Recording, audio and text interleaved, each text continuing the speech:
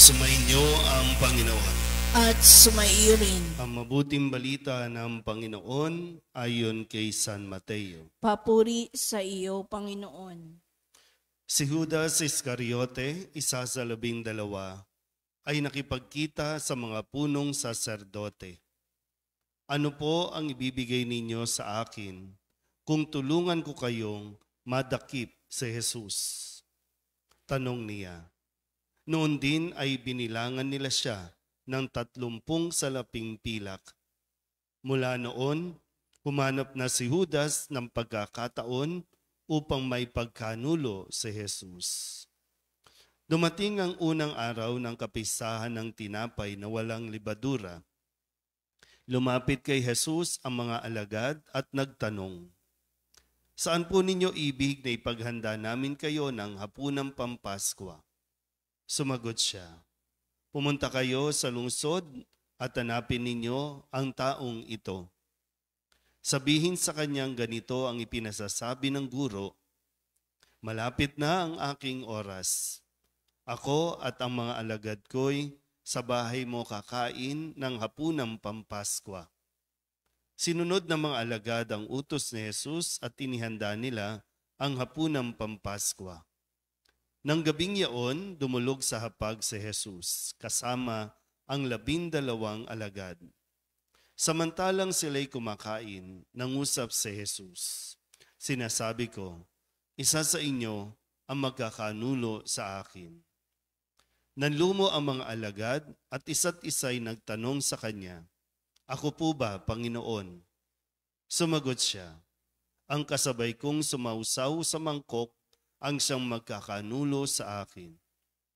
Papanaw ang anak ng tao ayon sa nasusulat, ngunit sa aba na magkakanulo sa kanya.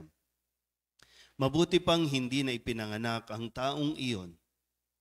Si Judas na magkakanulo sa kanya ay nagtanong din, "Guro, ako po ba?" Sumagot si Jesus, "Ikaw na ang nagsabi." Ang mabuting balita ng Panginoon. Pinupuri ka namin, Panginoong Jesucristo. Umupo ang lahat. Isang mapagpalang umaga po sa inyo ng Miyerkules Santo. At sa ating pong narinig na ebanghelyo, halos magkapareho sila nung ginamit na ebanghelyo kahapon. Pero ang ebanghelyong pinagkunan kahapon, Martes Santo, ay mula sa ebanghelyo ni San Juan. Ngayon, ang narinig natin ay mula sa ebanghelyo ni San Mateo. Ano yung medyo pagkakaiba? Dito po sa ebanghelyo ni San Juan ay hindi pa naipagkakanulo ni Judas si Jesus. Bago sila kumain, kumbaga magkakasama o pagkatapos pa lang nun, dun pa lang ipinahayag na umalis na si Judas para ipagkanulo siya. Dito naman ay bago sila kumain, bago sila magtipon, ay nakipagkita na si Judas sa mga punong saserdote at tinanong niya kung ano ang ibibigay nila sa kanya para tulungan sila na madakip si Jesus. At yun nga po, yung halagang 30 salaping pilak. At simula nun, siya po ay naghanap na ng pagkakataon. So pag sinabing naghanap na ng pagkakataon ay nag-iispiya na. Yan. Kaya sa ilang mga pag-aaral, ang tawag natin dito sa Miyerkules Santo ay Spy Wednesday. Spy. May nag-iispiya kay Jesus. At ang nakakalungkot, ang nag-iispiyang ito ay mismong nasa circle of friends. Dito mismo sa mga alagad na ito. At nalaman na rin ni Jesus. Dahil nga wala namang naililihim kay Jesus, nalalaman niya kung ano ang nilalaman o ang saloobin ng isang tao. So, nakakalungkot na pangyayari. Nakakalungkot na malaman na sa loob ng 3 taon nakasama niya itong si Judas, itong mga alagad ay may isa pa na maglalakas loob na hindi natin maintindihan, hindi natin malaman bakit magagawa ni Judas na ipagkanulo niya ang isang taong naging mabuti sa kanya, ang isang taong tumanggap sa kanya, ang isang taong kinilala yung kanyang magiging ambag para sa pagtatatag, no, ng kaharian ng Diyos. Pero ganun pa man, no, ipinagpatuloy ni Jesus ang kanyang misyon, ipinagpatuloy ni Jesus na maging mabuti sa lahat, kahit doon sa taong magkakanulo sa kanya.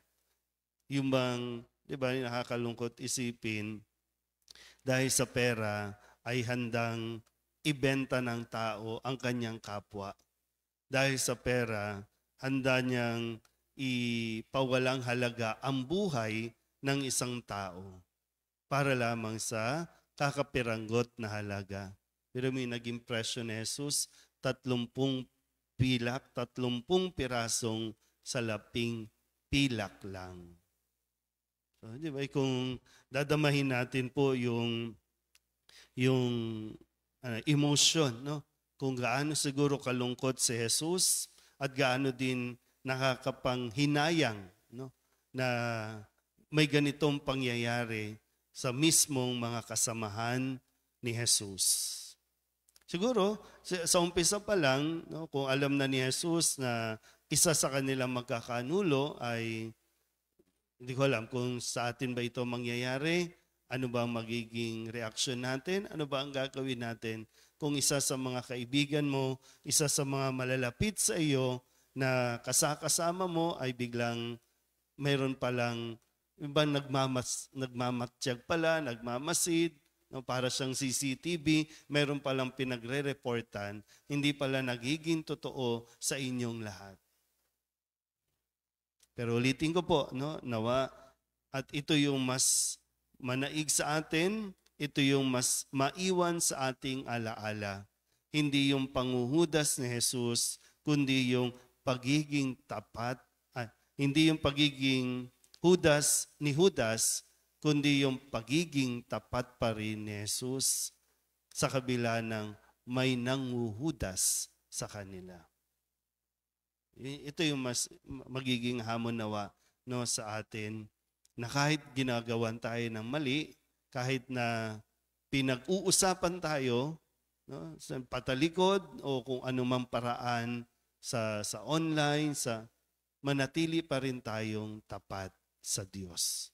Mas piliin pa rin natin ang gumawa ng mabuti sa ating kapwa kaysa ang gumanti o gumawa rin at gawan sila ng masama para patas tayo. Mahirap, no? Pero ipinakita ni Jesus kung ano ang dapat natin gawin, kung ano ang dapat natin maging reaksyon. Hindi naman po ipinagkaila ni Jesus, no, nang tanungin ni Judas, ako po ba? Ikaw na ang nagsasabi. Kasi alam naman talaga natin kung ano ang totoo. Alam natin yan, pero no, sana po ay mabigyan din tayo kung sakasakali, no? Kasi parang pag pinagninilayan ko ito, para bang binigyan pa ni Jesus ng pagkakataon si Judas sa loob o sa mahabang panahon na baka sakaling magbago ang kanyang desisyon. Pero naging buo ang desisyon ni Judas na ipagkanulo niya ang isang taong nagmahal at tumanggap sa kanya. Malaking kawalan kay Judas na gawin niya ito sa kanyang tinatawag na Panginoon. Pero muli, mga kapatid, ngayong Miyerkules Santo, nawa mas magmasid tayo na makagawa rin tayo at kung paano tayo makakagawa ng mabuti sa kapwa at hindi kung paano natin sisirain ang isa't isa.